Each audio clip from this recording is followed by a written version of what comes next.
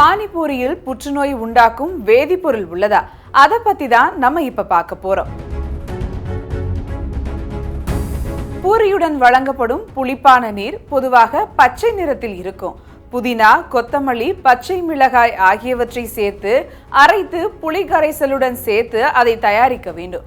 ஆனால் அதில் பச்சை நிறத்தை கூடுதலாக்கி காட்டுவதற்காக ஆப்பிள் கிரீன் எனும் நிறமி சில இடங்கள்ல சேர்க்கப்படுவதாக கூறப்படுது. 1/4 லிட்டர் நீரில் சிறிதளவு கலந்தாலே மிக பளிச்சென பச்சை நிறம் கிடைக்கும்னு சொல்றாங்க. சிறிய பூரிகள் மொத்த வியாபாரியிடமிருந்து வாங்கப்படுகின்றன. வெகு சில கடைகள்ல மட்டுமே அவை புதிதாக தேவைக்கேற்ப தயாரிக்கப்படுகிறது.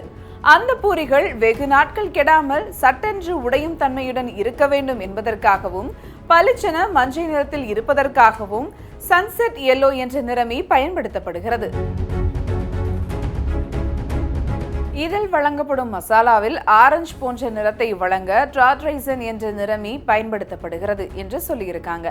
இந்த வேதிப்பொருட்களை நெடுநாள் தொடர்ந்து உட்கொண்டால் சிறுநீரகம், கல்லீரல் பாதிக்கப்படும். உடலில் உள்ள சிவப்பு அணுக்கள், தட்டு அணுக்கள் எண்ணிக்கை குறையலாம், கொழுப்பு சத்து அதிகரிக்கலாம். கர்ப்பிணி பெண்கள் உட்கொண்டால் கருவில் இருக்கும் குழந்தைக்கு பிற்காலத்தில் நரம்பு வளர்ச்சி நோய்கள் ஏற்படலான்னு சொல்றாங்க. இந்த வேதிப்பொருட்கள் மரபணு பிறழ்வை ஏற்படுத்தும் தன்மை கொண்டது என்பதால மிக அதிகமாக உட்கொள்ளும் போது உடலில் மரபணு மாற்றங்களை ஏற்படுத்தி புற்றுநோயை உண்டாக்கவும் வாய்ப்புண்டு என்று எச்சரிக்கின்றன. இனி பானிபூரி கடைக்கு பக்கத்துல செல்லும் போது ஜாக்கிரதையாக இருங்க. செய்திகளை உடனுக்குடனும் துல்லியமாகவும் தெரிந்து கொள்ள சப்ஸ்கிரைப் பண்ணுங்க.